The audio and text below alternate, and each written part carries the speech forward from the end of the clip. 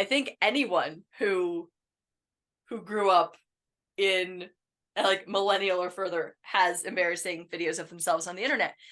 Yeah. Anyway, welcome to the Common Humanity Podcast, where we're here to have real human conversations.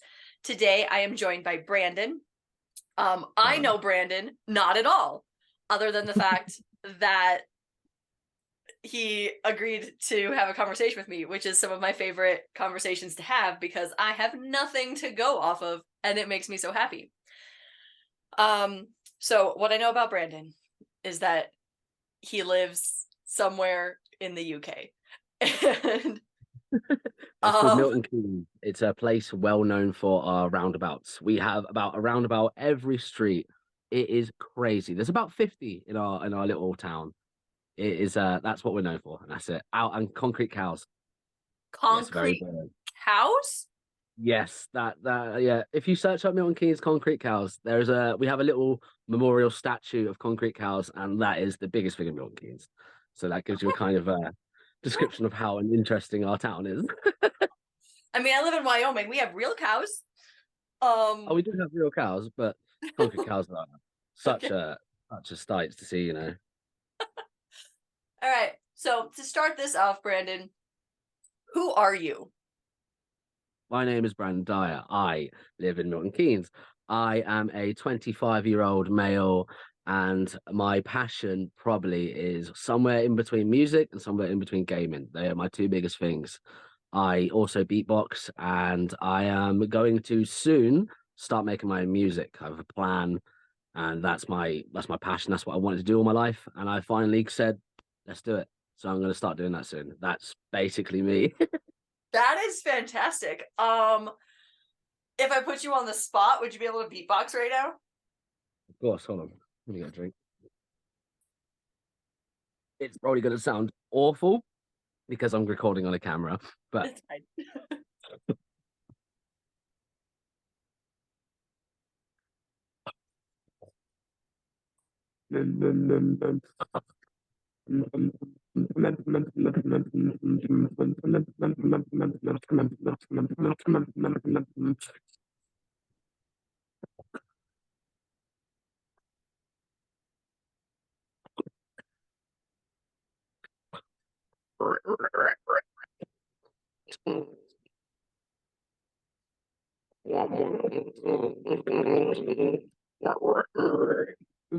there you go. There's a little taste. Little taste, Hopefully on like the spot. I'm not gonna lie. I mean, audio cut in and out, but every time I could hear you, I was just like, "Whoa!" Um, that is Yeah, a I've been doing skill. it for a couple of years. Couple of years. I haven't really been keeping on it for about 3, 4 years, but I still practice here and there. But it was a passion when I was growing up. Okay, so this is totally selfish of me, but when did you start beatboxing?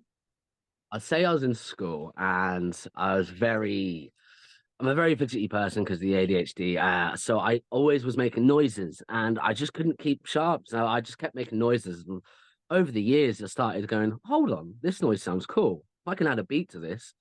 And then I started incorporating other things, like I can do a harmonica beatbox as well. But of course, I can't play the harmonica. If I could play the harmonica and actually get the notes right, it would sound great. But that's how it all started. And I think I was about 15. So I'd say about 10 years now.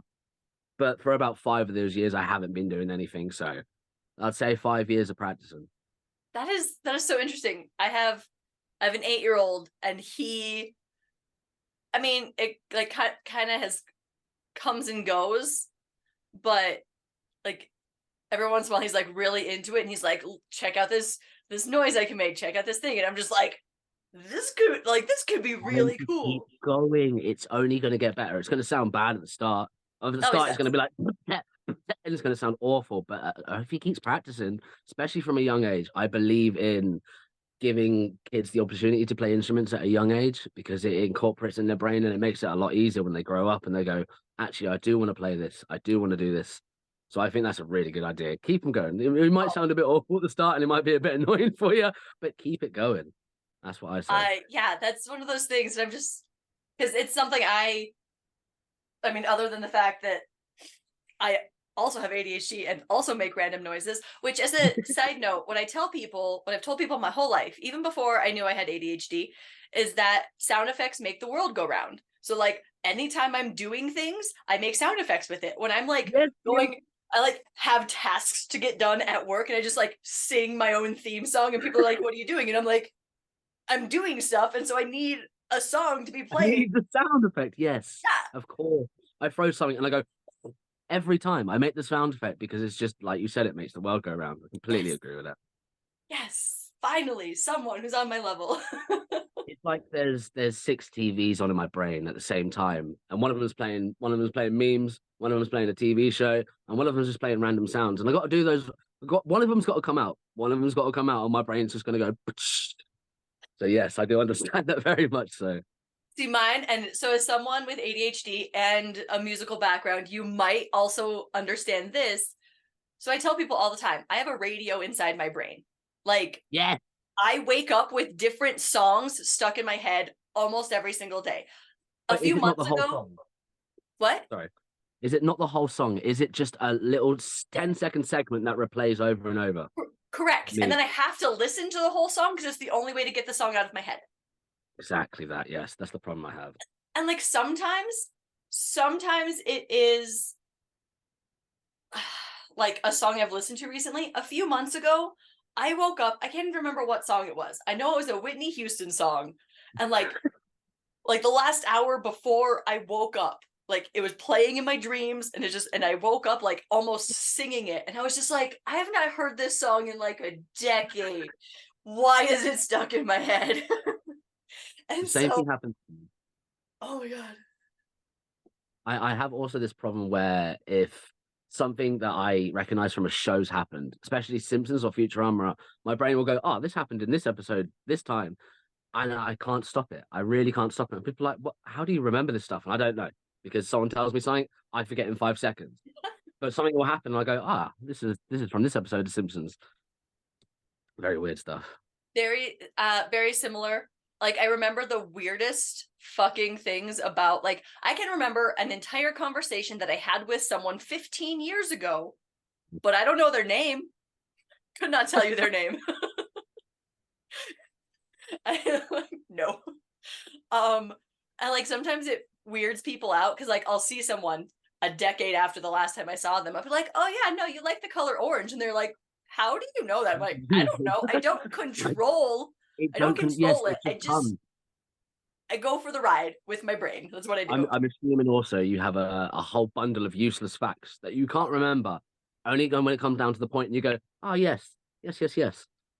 It's quite annoying. It's the ADHD memory is very weird. It is very weird, but I find it better with repetition. If I repetize something in my head, say if it's a number, I say it 5 times in my head, I've got it now. And I think that's what it is down to. And that's why at school, when you're doing a single lesson and you've only done it once, you never retain any of the information because your brain doesn't have the repetition of doing it over and over again. Yeah.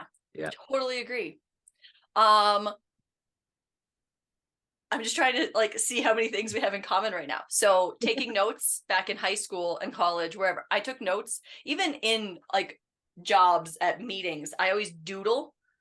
And like I've gotten in so much trouble over the years because they're just like, you're not paying attention, you're drawing. And I'm like, I can And concentrate. literally, I can see my high school like history notes in my head right now because of the doodles. So like, I don't know. So I'm assuming your photographic memory is really good. So say if I can go on a 2 hour walk and I remember the whole entire walk and I can map it out in my brain, but a bit of auditory information goes out of my head like nothing. It's all visual. It's all visual. That's why I learn so much better by watching someone do something because I can copy that exact thing. I think that's what a lot of ADHD is mimicry. Yeah, That's what I I think like it is. in that sense, I cannot tell you what street my friends live on. I cannot tell you No, like I don't know the numbers. I don't know any of those things. I know how to get there from various exactly places how in to get town. me. Yes, But yes. if it's dark, I don't know how the fuck to get there because everything looks different. And, You do it from visual little clues. A little right. tree will have a certain divot in it, and you'll go, ah, I remember that from that little Yes. walk. Yeah. But then like they'll build a new building or someone will paint their house a different color. I'm like, I have no idea where I am. It doesn't match the map that's in my brain. Yeah, I think it's a really good skill that comes back from when we were, ancestors and you Yeah. had to map out different places. But now we have Google Maps. So what is all this information useful for? It's fucking crap now. Well, I mean, when I go to new places, I use Google Maps once.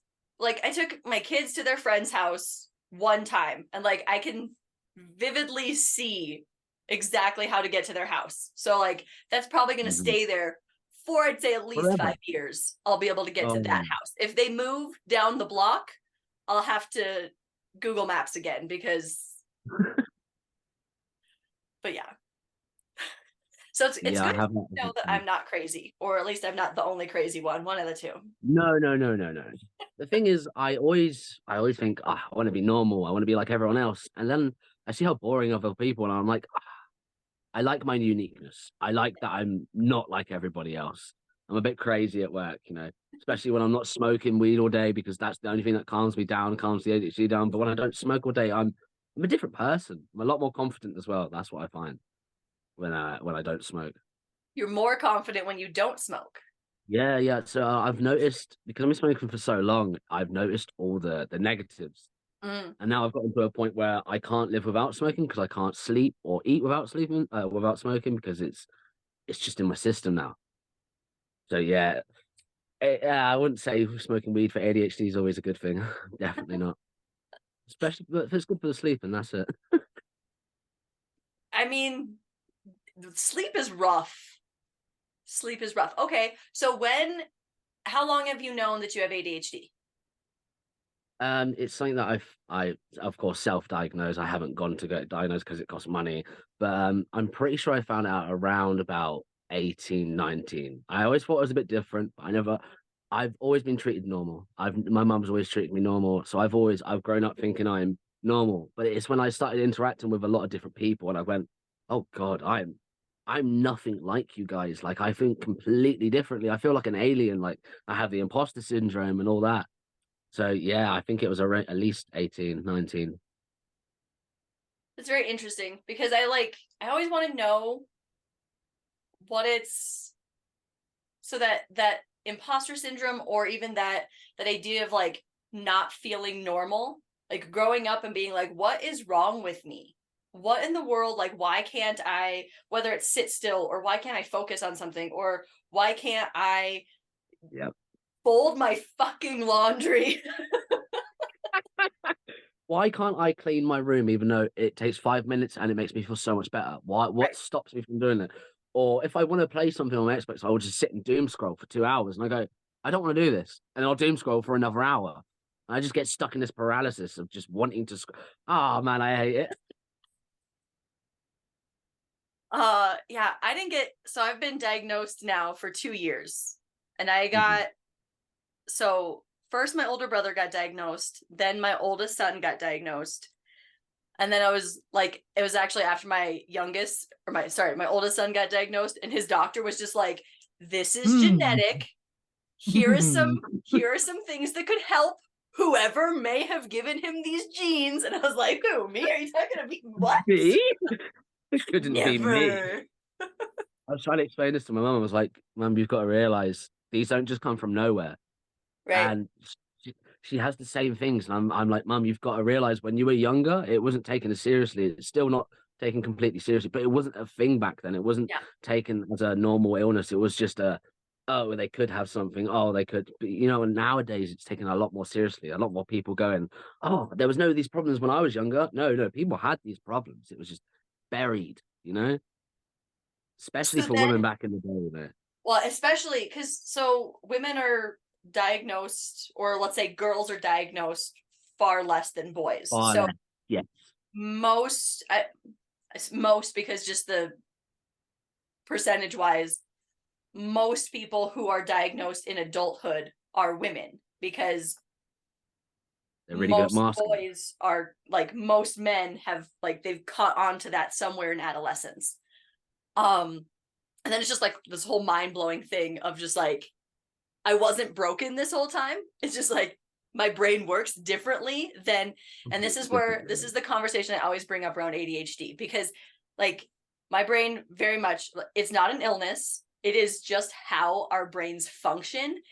And Exactly. it's actually so beneficial in so many circumstances.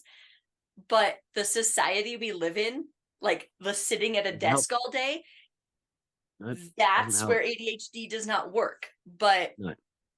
people people who move, people who create things, people like so many of the people who have like done all of the change making throughout history, I'll have to say probably had ADHD, right? They're Mm. probably on the spectrum of neurodivergency Oh yeah, of course, of be- course. because they don't fit into that like box of where they're supposed to be. And then the more we were as a society pushed into that box of we're supposed to sit still, we're supposed to do things in this particular timeline, the more we see the diagnoses of people who are just like, these people don't fit in the box. But then there's that question of, are you supposed to, like, as a society, are we supposed to make people fit in the box? Or are we supposed to teach people to build a life Different or a options. box that they Or fit in? yeah, yeah, exactly. To do with the whole people being diagnosed back in time as well, I feel like people like scientists or musicians, Mhm. they had diagnosis. Isaac Newton, for fuck's sake, definitely had autism, or Mozart definitely had autism or something like that because they Yeah. were geniuses, but they were seen as crazy people. So I feel like, yeah, a lot of these people, there's beneficial parts to having these diagnoses like autism or ADHD, but a lot of people focus on the bad negatives. They go, I don't Right. want my son to have autism, but it's beautiful. It's absolutely beautiful being able to connect with your son or your daughter and have talk to you at an intelligent level. It's crazy, you know. And a lot of people just see the negatives, you know. They just see the extremes of someone who's extremely autistic who doesn't have verbal skills, but maybe they're really good at some things. Right. But even some people who are nonverbal, they have an incredible intelligence in the things Certain that fields. interest them. And Yeah, they can make, like, you don't have to be verbal to make an impact on the world. exactly that. Exactly. There was a show, I think it was called The Piano, where this girl who had autism, she was not really nonverbal. She was spinning her head when she plays, but my God, when she played, she was a genius. Her skills were absolutely incredible. And it just shows, you know, a lot of these people aren't being given the opportunity to shine where they could. Maybe they might not be nonverbal, but they might actually be fucking talented in something that normal people wouldn't ever be able to understand. That's the thing. Completely 100% agree. There's also the, we'll go with the sick and sad. I just tangent real quick. I realized I didn't turn on this light and I sort of look like I uh know I'm trying to figure out my lighting. I've got this little light here, maybe turn this on. add a Oh, that's little really bit. bright. Whatever. At least both of my sides of my face have light now. Um, but one of the other reasons that we don't see as much, and I have this conversation with my mom sometimes because, like, we like to think that we live in a world where all of these heinous crimes of the past are like in the past and like so far in the past. But I think in America, they were still like euthanizing and sterilizing people in asylums until like the mid 80s. Like, Jesus Christ. like Well, that. just take the world current events right now. Yes. Palestine and Israel. It's some of the videos that I watched are disgusting. There was one of a grandma running across the street with her son, and the sniper just took him out while the kid was still holding her hand. And that's going on, and everyone's going on with their lives like nothing's happening. I'm just going on my day like nothing's happening. It still happens. It's It's just still buried a happening. lot more. A lot of people don't want to care as well. This is the problem. Like a lot of people don't want to feel that guilt because they're not doing anything, which is understandable. We just want to get on with our lives, but you've got to do something, man. You've got to, because it's just going to carry on. I I agree so much. And it's one of those things where people feel like they don't have the power to change like the large like political world things, which might be true, but at the same time you can look at it and say, okay, where can I help in my community so that these things don't have, what conversations can I have so that, because like for me that's where it is. I live in a place that is very like my viewpoint is not the larger viewpoint, right? Collective Of point, yes, most yes. people A here. very political areas, I'm assuming. Yes. Yeah. But even having like I had a conversation with my mom about Palestine and Israel, and she's like, well, what would the solution be? And I was like, Mom, I don't have the, if I had the solution to the Middle East, best believe I'd be over there. But the Doing fact of the something, yeah. matter is we can't, like as humans sitting in a house together, not have the Can't do anything. conversation of where the like what is okay, what is not okay. And because then we're all just pushing it down and we're all just like, well, we'll deal with that later. And And then later that's never like, comes. Yeah. right. That's how the Holocaust happened. The Holocaust happened because Exactly. people were like, I don't know, that's not my problem. Like, I'm just going to stay out of it. Like, it'll work itself out. And then travesty happened. And then it happens again and again and again. And then there's people who are like, things I've heard people say of like, well, when the US was in Afghanistan, nobody was fighting for Afghanistan like they're fighting for Palestine. I'm like, first of all, we didn't have social media. Like, we didn't see those things firsthand.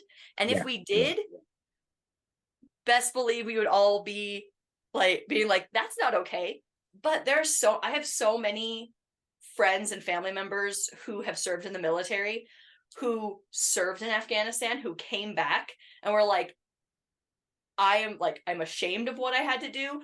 I Mhm. don't like, they got out of the military because they were like, I will never let my government tell me I have to do that again because Yes, it was again. Yeah. not okay.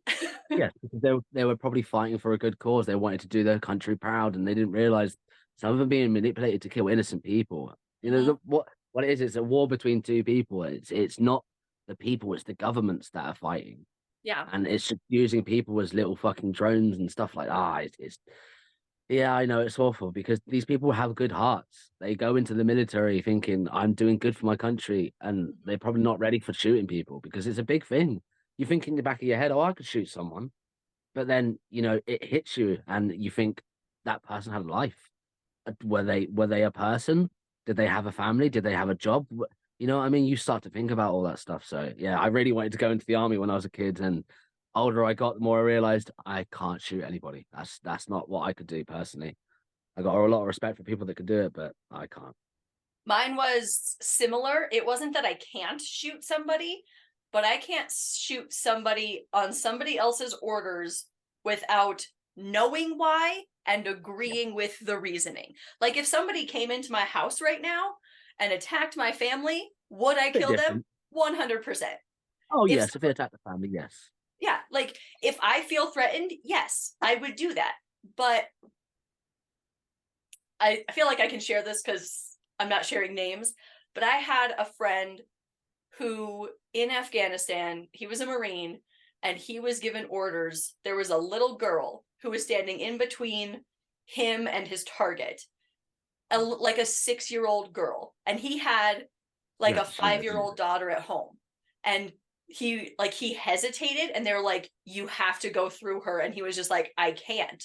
And they're like, you don't have a choice. And so he had to shoot a 6-year-old girl through the skull, and then when they went into their target, there was nothing there. And then he has to live with that for the the rest of rest his of life, his which is life. also why, like, I I don't know how, maybe you can inform me on this, but the American military has their thumbs in every fucking pie on the planet. So we have a lot of veterans, and we have a huge problem with veteran suicide because they get put into situations like I just explained and other things that they just are told they have to do, or the government will essentially take their life away from them. And if not their physical life, their ability to like support their family and get a job and things like that, which is Yeah, shady it as fuck. doesn't really Um, happen to me over here. It's more of a, if you go into the army, it's more of, it's your choice. If that's what you want to do, you go into the army. It's not like something that's forced upon you. It's not like something you feel like you have to do either. Like, I need to fight for my country. This is what I'm proud of, you know. Because I yeah, personally went to army cadets myself. I went to army cadets for 2 years and then went, this is not for me, you know. So, but yeah, but you don't really get many veterans over here. And if you do, they're probably in care homes. that's It's a so big problem in America. I've noticed it's a big problem with veterans, and it's, you know what I mean? It's horrible. And you get a lot of people faking it as well. And that's one of the worst things as well, trying to get discounts and all that, trying to be a fake veteran. yeah, But no, we don't really have those problems over here. Or none that I've noticed anyway. yeah. Well, I think America's problems stem from the military industrial complex to Yeah. use buzzwords, but it is what when I mean our defense budget is larger than every other budget for our government. And yeah, so we pay more money towards military than we do towards education. And if that doesn't say something, Yeah, that's what the rest of the world known as America is as well. I'm not gonna lie. yeah. The big military, the big spending on military. I'm assuming it's probably the same over here. We probably have a huge budget for our military. I haven't put much research into it, but I'm assuming so because it's the way the world works. Yeah. But I know like America's military budget is greater than the next three largest combined. I do not doubt at all. Some of Yeah. the technology that comes out of America is pretty fucking incredible. Absolutely incredible. But yeah, it's a lot of money spent on it when it could be spent on helping the people, you know? If What can only you that do was as a a person? priority. Yep. On a random side note of just like it's not really my pride thing, but I like to throw it out there just because I think it's cool. My great uncle, so my grandpa's brother, actually holds the patent for the missile guided laser system. Wow, that's cool. I'm sorry, but So that's cool. yeah, I thought it right. was cool. I've met the guy My granddad once. was. I think I thought it was pretty cool that my granddad was on one of the the gunner ships on the Yeah, military boat. I thought that was pretty cool, but nah, that's pretty interesting. I'm not gonna lie. The I missile mean, I don't guided think laser he system. he Wow. didn't serve in the military. He just had the big brains to create the tech that It was a mini Oppenheimer. yeah, except with computers. On computers, yes. um okay, so that was kind of depressing. Let's move on to something else. um, which is sort of against the point I was just making that we have to have these conversations, but we had the conversation now, so it's fine. Okay, so I want to know, um, so you're a musician, so obviously beatboxing is one of those things. What so first, what kind of music do you listen to? I knew you were gonna ask this. And then second is what kind of music do you make? Right. So I have gone through many times where I've said I don't listen to this type of music. I don't listen to this type of music, but then I'll find a few songs in that genre where I generally like. Like I used to say, I used to hate house music, but recently I've been getting into a lot of house and jazz. I can really, I like the dissonance in some of the tracks, you know. But Mhm.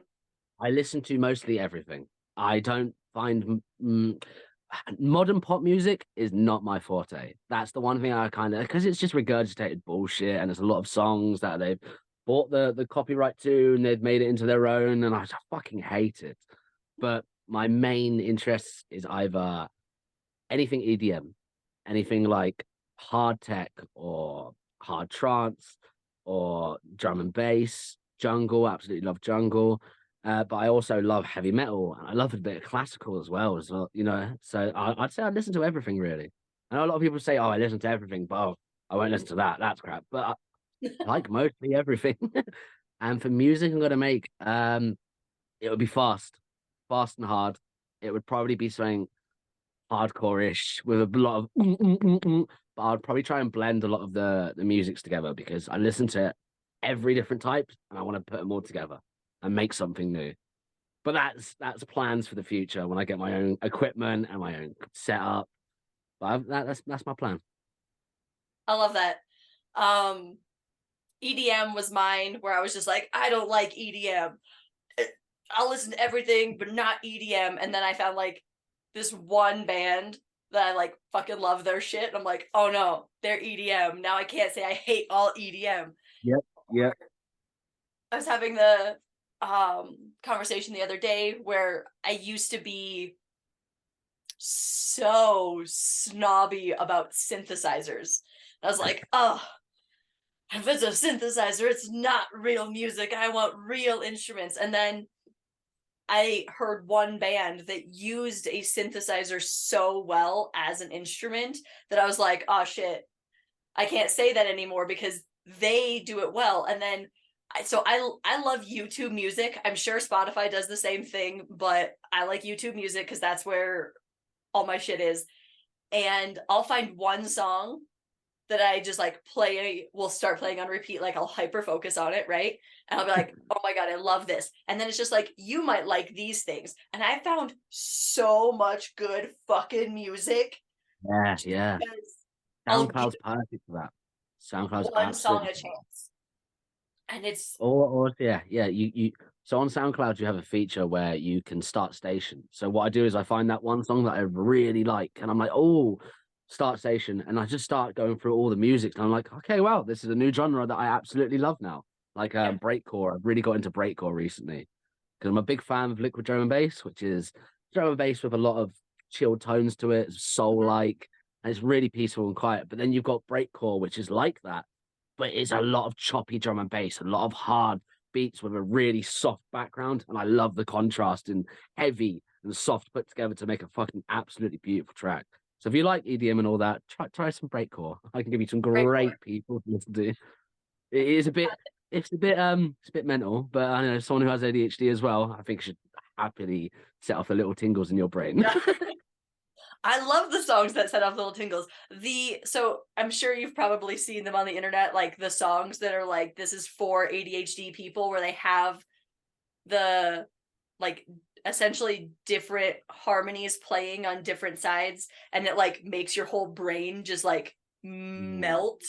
I can't say that I have. I'm gonna have to look at that. Really? If I can Yeah, find some, I will send them to you because there's only been a please. couple of them, but they're just like it's one of those, I don't know why I like this. I just know that I feel like as calm as I've ever felt in my entire life. Yes, because when your brain's going "Ah, da, da, da, da, da, da," and you listen to music, it calms it down. It stops all those little goblins dancing around, and they go, "Ooh!" They start listening, and it's peaceful and quiet. I feel like I need music all my life as well. I remember a lot in school, back in days when you had wires. I'd always have my wire up Yeah. my sleeve, hand on my little ear, and I think that was a big problem in school of learning as well because I'd just be listening to music, and that was it. Yeah. Yeah. But I don't know. I agree. Music is, there's even been times where like I'll be in the middle of like a panic attack and I will disassociate into music. Like I will just play something and I'm just like, I need to be in the song right now and not in my body. That's where I need Yes. to be because that Yes. chills me the fuck out. And so there are some people who are like they're trying to like calm me down on the outside. They're like, it's gonna be okay. And I'm like, shut the fuck up. No, Song. give me There's a give song me the and the chaos. song is Give me gonna the do it. chaos in the air. Give me the Yeah. chaos in the air, and then I'm happy. The goblins are stopped. Yeah. I'm gonna call them ADHD goblins from now on. It's gonna be That's how great. I feel. I go to a lot of illegal raves, and I swear to God, listening to big old dunk dunk dunk dunk for 12 hours straight. I go home and my brain's calm. I'm peaceful. My brain's not working at a million miles per hour. All the TVs have been turned off, and it's peace and quiet. I feel like you need that sometimes, you know. I will be So I honest, think that I've never been to a rave. Um I'm not I'm not super fond of like being in large groups of people. Yes, I'm the same. I'm the same. We go to the car to calm down for a couple of like an hour or two and go back out. But I'm exactly the same. Big crowds aren't my favorite.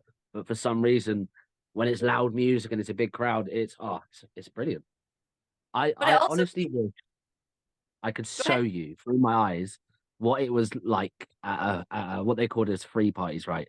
Mhm. I have never seen so many characters. Like, I don't know if you know what the show called Shameless is. It's this English show, and it's got these absolute characters.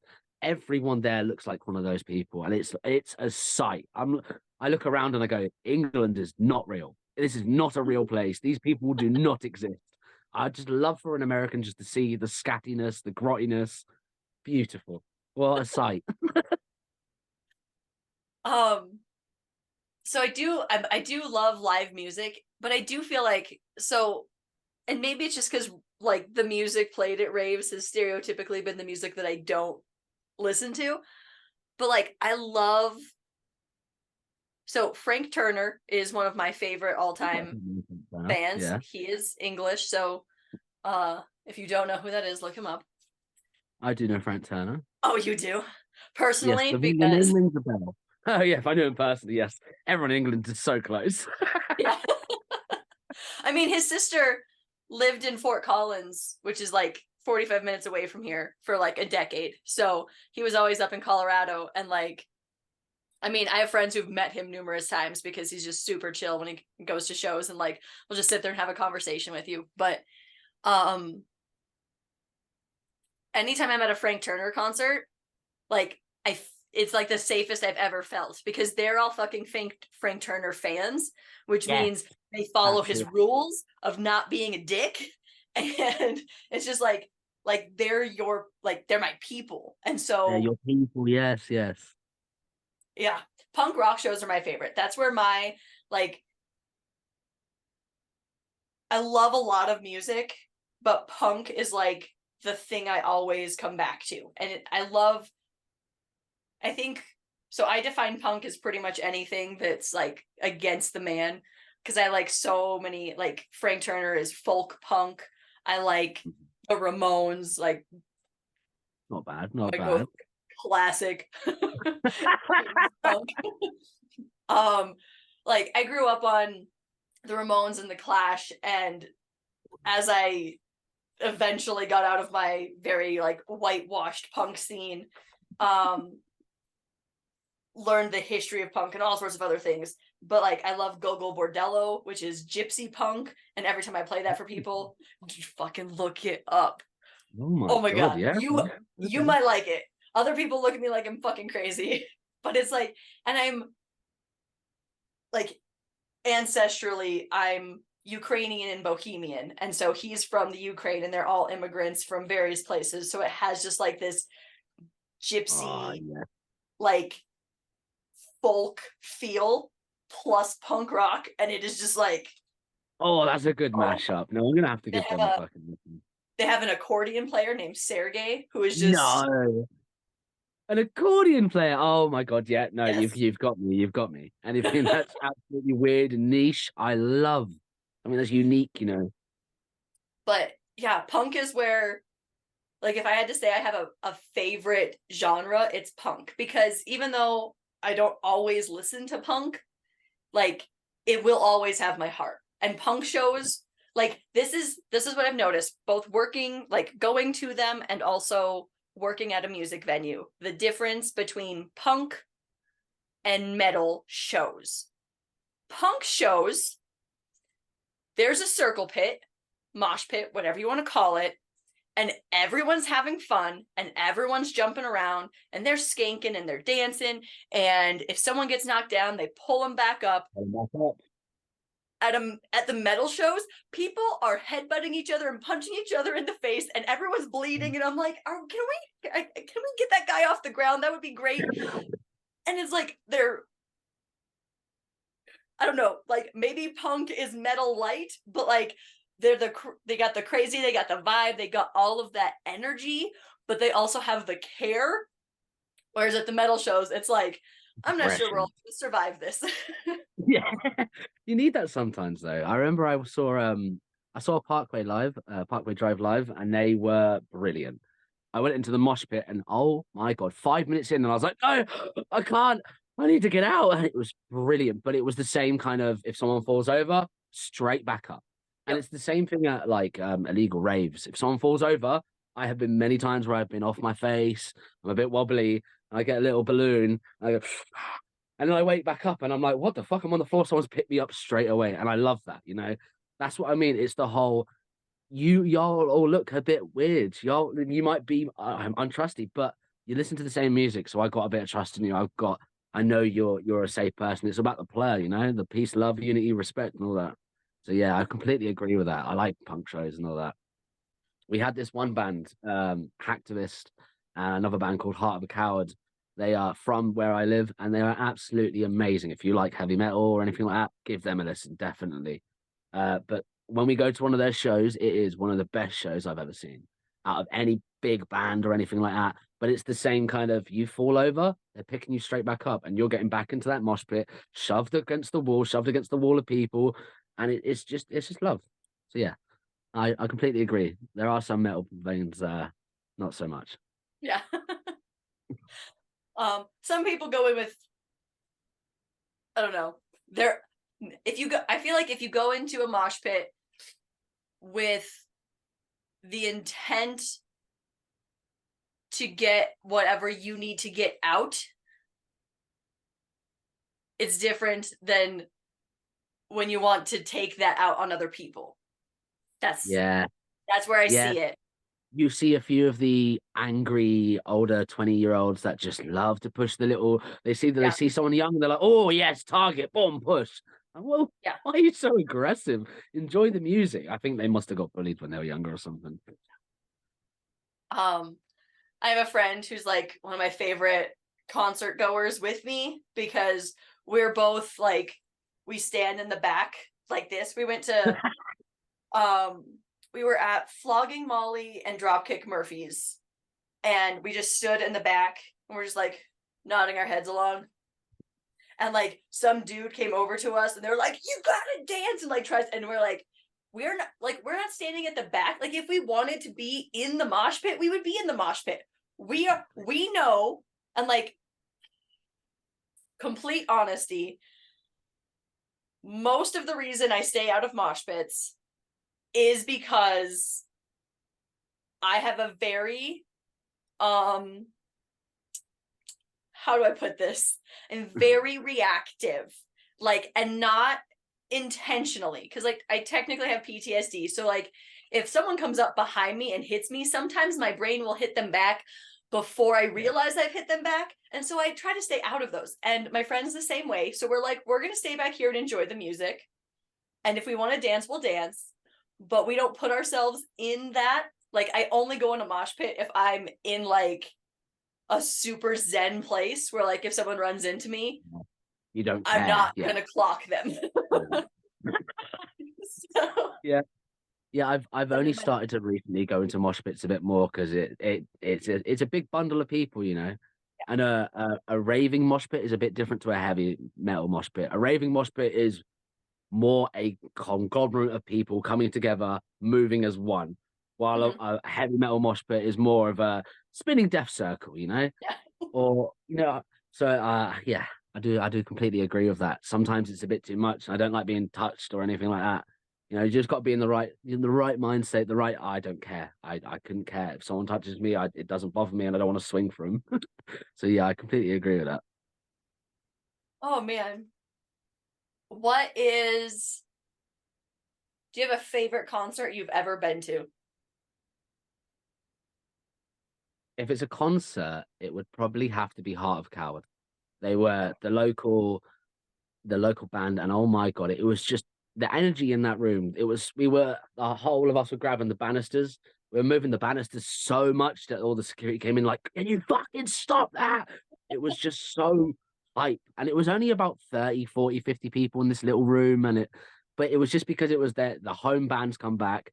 They've gotten pretty famous as well. They've been on Kerrang and all that. So they're not just like some small little band anymore. And that was probably one of my favorite shows. I think I was 16 at the time. It was fucking amazing. Absolute madness. I love that. I love those kinds of like I love small venues. Do you know who Nefex is? No, I can't say I do. Okay. Look up Nefex. But I went to a show of his in December, and it was just in like this small bar in Denver. And like they have stickers and like locally drawn art and graffiti and shit all over the walls. And it was just 200 people. Like that's fire code, 200 people in a room. Like his stage was 4 feet away from me, and it was just like fucking awesome. And Yeah, and, yeah. like I remember watching Frank Turner when he would when he would come through and he would do the smaller venues and things like that, and it was fantastic. And granted, I think Frank Turner's fabulous everywhere, but now he'll start. I don't know if you probably don't know the Fillmore. I don't know why you would. There's so many places called the Fillmore as well, so it doesn't really matter. But like his venues keep getting bigger and bigger, and the shows are still great, but it's just not the same as when you have It was a that. small venue. It's the Small energy. venues are the best. Yeah, they are really are the best. It's this energy, man. There's all the people that agree on. They're all on the same level. They're not just gonna be like boring and be like, oh yeah, I'm just gonna come and see the show. They are there for that show. They are Mm-hmm. there for having a good time. And oh my God, they're not gonna let it go. So yeah, no, I agree. Small venues sometimes are a hell of a lot better. Like I remember I saw Pierce the Veil when I was younger, and it was a big, big venue, and it was really good, yeah, but it was just a bit too much. You don't have Yeah, enough time to see like the bands, you know what I mean? Like it was downloads and like all that. it was, and it might not be the same, but it makes my brain think it's like going to a Taylor Swift concert. You have a giant like football stadium where you're Yeah, watching this person on a screen, and like you paid a couple $100 to see them on a TV for real, because you can't yeah. actually anywhere near them. And like music's great, performance great, whatever, but it's just not the same as like It's you're not right the up same as there. a small. Yeah, yeah, yeah. I completely agree. I went and saw My Chemical Romance. Mhm. They came to our city and we bought tickets on the day. We were like, fuck it, we've got money in our accounts. There's tickets, we'll go. And we were right in the stadium, we were right at the top. And it was an amazing experience, but we weren't in the middle. We weren't there in the Yeah, crowd. It was more just like I could have done this at home, essentially. I could have just watched the right. TV and done the same thing. But you don't pay for that. You paid for the experience. But yeah, no, 100% little venues. Completely. All right, we're gonna move into our game Cool. because I feel like we could probably talk forever, and we do have a time limit. Okay, question one. Name a celebrity that you admire and explain why. This is gonna be bad because it used to be Stephen Hawking, yeah. It used to be Stephen fucking Hawking, but with the Epstein list, it's kind of not Stephen Hawking anymore. It would have to be someone of great intelligence. I'm a science person. I absolutely adore anything to do with science. Do a lot of research on black holes and all that. So if anyone, it would have to be probably Brian Cox now because I can't say Stephen Hawking, not Mr. Epstein list Stephen Hawking. I can't do that anymore. So it would have to be Brian Cox because he's brilliant, he's passionate, he's intelligent. And I used to really like Neil deGrasse, but I find him a bit condescending sometimes, a bit arrogant. But I like the way he teaches the not so smart generation, the generation that doesn't understand it yet, and he gets them into it. But yeah, like, it has to be Brian Cox. I'm not gonna lie. I'm going to show my ignorance here, but tell me who Brian Cox is. He is a famous scientist. You might have seen something from him. He's very soft spoken. He speaks like this. Got a really smiley face. Okay. He's English though, so I don't think you'll probably see as much of him in America. But you might Let's know see. him. So like, is he a physicist? Is he an astrologer? Like what? He, Biologist? I think I would be an astrologer. I'm not going to show my intelligence here because I don't Okay. actually know. I just know he does a lot of I can science. Google him. Yeah, you can Google. But I think he's an astronomer. He does a lot on science and the history of the universe and all that stuff. Okay, That's my sweet. best bet. Um, celebrity that I admire. It's a tough one. It's a tough one. I don't like. There's not. I don't have a lot of celebrities that I'm like. There are definitely people who, if I met them, I like would want to shake their hand and be like, "Hey, thank you for just like being you and being." I'm not a fangirl. I'm not like, oh my god, that's a lie. The No, first no. time I saw Bon Jovi when I was 15, I definitely went like this a little bit. Bon But Jovi 15. I think I would be like that too, for fuck's sake. I was, oh my god, oh my god. It was my very first real concert. I went with my mom. It was great.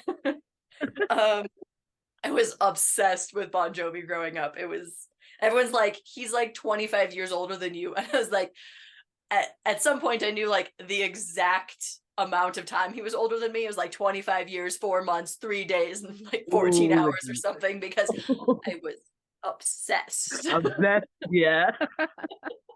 But he was John Bon Jovi, so like worth it How could you, anyway. how could you not? Um Like, and like honestly, okay, let's just go with John Bon Jovi. Why not? yeah, yeah, I that's admire him because I mean he made some pretty decent music for years. I haven't listened to any of his new stuff in like probably a decade, so whatever. But um anytime anything that he made between like 1980 and 2000 comes on, like within the first note, my brain's like, Bon Jovi? What? Like a dog smells a the treat? tone. You can just hear the actual note playing. Yes, you know Yes. exactly like that. Yeah. But now I'd say I admire him I admire him for a couple of reasons.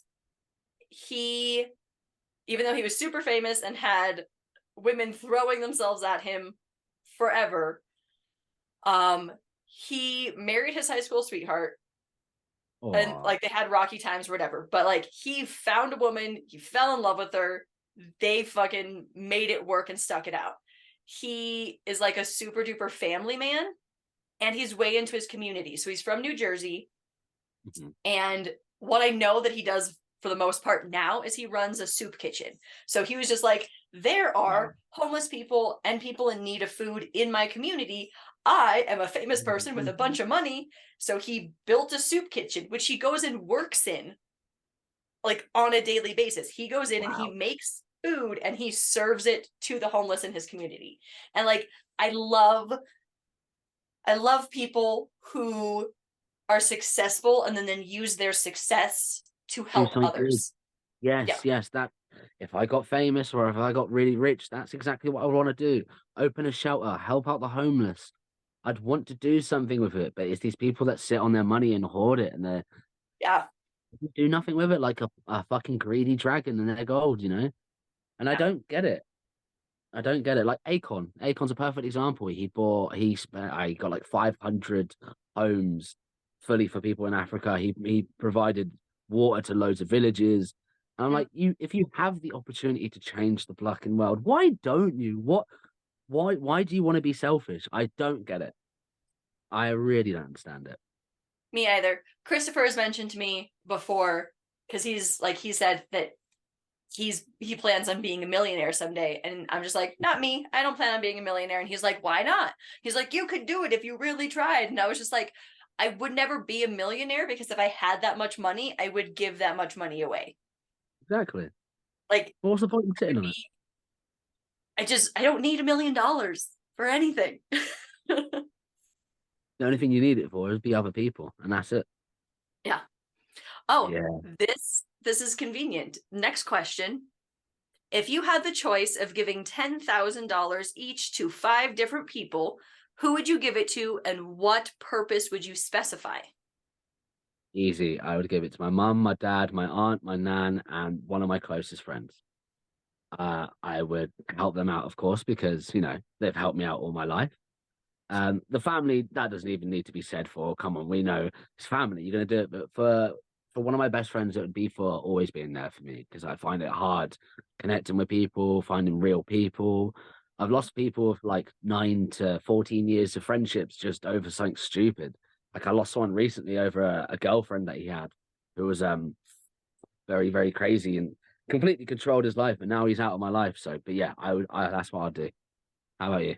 What would you do with your Oh. 10,000? Um, Yeah, you're on the spot now. I would give 10,000 to each of my kids. And for them, I would specify that they have to use that to invest and save so that when they become adults, they have something. Because that's one of the things that I got started on really late. Because we didn't have the means to invest and save when I was young. I'm not going to specify it for school because I don't know if college is their route, but if they have it and start growing it and it's money they can't touch until it's multiplied in some way, like that's what I would specify for them so that they don't have to start off at zero when they set out into the world, because that's really fucking hard. 3 more people. Oh god. Okay, well, I'll be Christopher. he's on the list. He's not even an option. Fuck you, Christopher. You ain't getting shit from me, boy. For anybody who's listening, that's my boyfriend. They're friends. Anyway, I I'm would telling do. Christopher. I'm telling them, by the way. I'm gonna say you wasn't even an option, Chris. Show. It's not like. Oh, he'll find out, but he's gonna find out early for me. Go on, your next 3 people. So my last 3 people, I would say. I mean, I would say my 2 best friends and following suit with you. But I think I'm gonna have to make it even harder. So we'll go with the 3rd one will be Christopher. I'm gonna specify that he uses it to, in whatever way he feels like he needs to get himself, like, I don't want to say on his feet, but like In a better situation. like yeah, so that he can be on his own and move into his own, like his own apartment, a place for him and his dogs or whatever it is, so that he can start that journey. I can't think of the word I'm looking for, but you get it. You get it. Yeah. The So you can last, too. Yeah. yeah. The last 2. Oh my god. Why does it have to be 5? That's so many things. There was So many. so many. I'm so lucky I had 4 family members I didn't have to think about. And then the last one, I was like, oh, bloody hell. I mean, I could give one to my mom. We have relatively joint finances because we live together anyway, but I feel like that might be a little selfish. I feel like, Mom, here's $10,000. Let's spend it on this project. I don't think my mom would take $10,000 from me, even if I tried. Yeah. It's a little too much money for like when like she needs to borrow $20 and she's like, I can't borrow $20 from you. You're my daughter. And I'm like, I got $20. Like, I know you have cash at home. Like, just pay me back when we go home. It's totally fine. And she's just like, no, I can't. But it's not, $10,000 isn't as easy as like taking a 20 and then like slipping it in her purse so that she doesn't know that it's my 20, whatever. Okay. Fuck. This is hard. I know. I would take $10,000 and do like a small competition for young writers. Right. So maybe I'll just do 2. That's what I'll do. I'll use the last $20,000 and make two prizes for young writers to publish their first book. That's actually such a cool idea. Now I feel stupid. That's so cool. You can help them get started. That is, Yeah. oh wow, that's a Well, good, because a good publishing your idea. own book is fucking expensive. And Exactly. there's been a couple, so I was a substitute teacher for a while and I'm a writer. And so there was someone in class one day, they were they reminded me of myself in junior high. They're no offense to these guys, they're weirdo friends.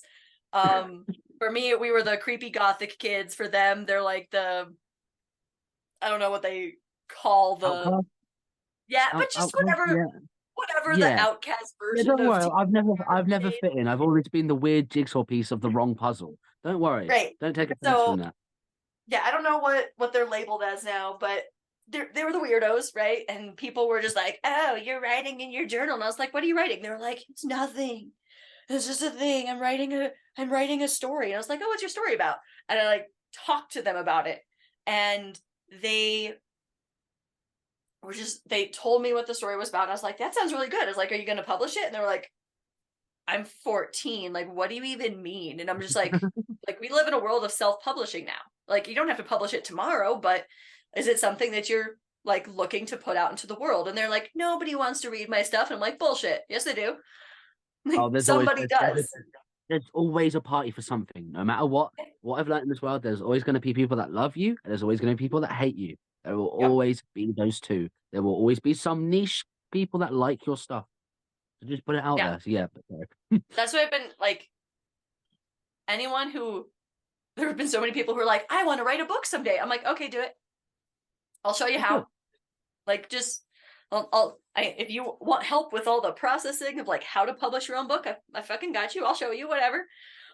Because there is like, even if it's only 4 people who read it, like that's 4 people who have heard your story or heard what you have to say, and that fucking matters. Exactly, exactly.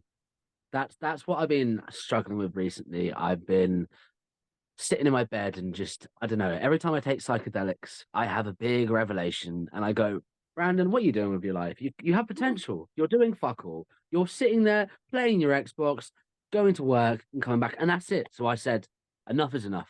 I'm fucking sick of that.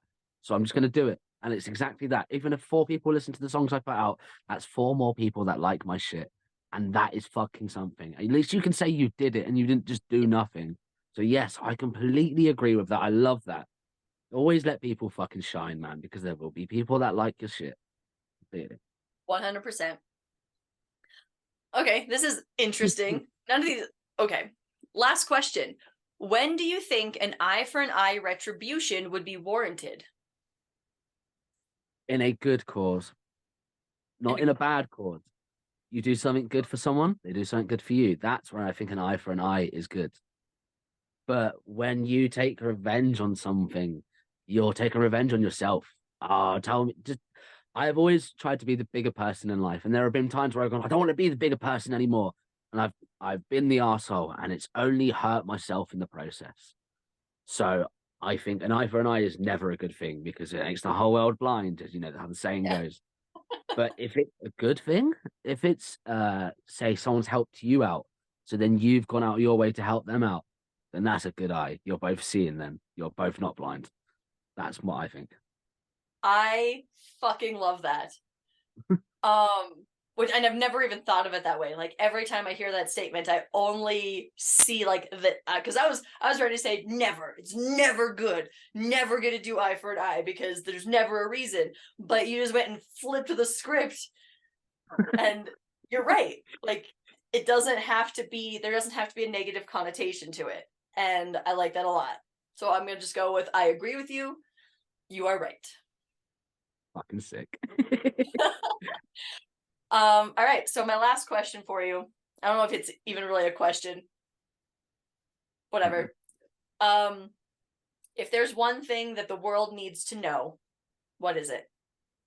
Love. Simply love. Love is all. Love is great. Love helps. Love heals. That's all the world needs to fucking know. And that's what no one knows right now. It's love. It's the, I'm sorry to go back to the Palestine and Israel thing, but if the people really spoke to each other, they realize that they're just people and they both have love in their fucking hearts, and it's the governments that are fucking them over. That's what I think the world needs to know, man. It needs to know the world more love. But the way the world's going now, it's only fucking darkness. It's just not good. As I get older, I'm scared to have children to bring them up in a world where things keep getting worse and worse. But I want to have kids. I think it's a beautiful fucking thing, especially. And yeah, maybe the world's getting worse, but you show them the best. You know, Mhm. that's my point. That's And what I I have to say. think on the topic of kids, I definitely had that same fear and still sometimes have that same fear with my Yeah, kids because I'm just like, what did I bring you into? My God, I'm sorry. But in raising them, like we have the power when we raise our kids to raise them to be loving, empathetic humans, exactly. and that is what is going to change the world. That's what's going to change the world. Took the words out of my mouth. So Yeah. yes, you might be bringing them into a horrible world, but they might be able to change that world and make that world fucking better. Yeah. So I'm always on the fence about kids. I think I've gotten to an age where I do really want them, but yeah, I'd have to sort my life out a bit more for that. But yes, that is what I have to say. Or we're gonna ramble on for it. I mean, we could fucking ramble on forever, I'm sure. Well, Brandon, this has been fantastic. Thank you Oh, for you've been joining me on the an Common absolutely Humanity such a podcast and pleasure. Such having a pleasure. a real human conversation with me. This was amazing.